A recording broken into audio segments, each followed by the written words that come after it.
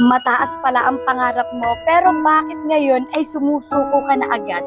Gusto mo palang abutin ang pangarap mo, pero konting problema lang, konting trials lang, konting-kunti lang yung dumaan sa buhay mo, ayaw mo na agad. Today, I just want to inspire everyone kung gaano po ako ka-inspired ngayong oras na to. Ngayon, kung gaano kataas ang ating pangarap, mas taasan pa natin ng mga gawa natin.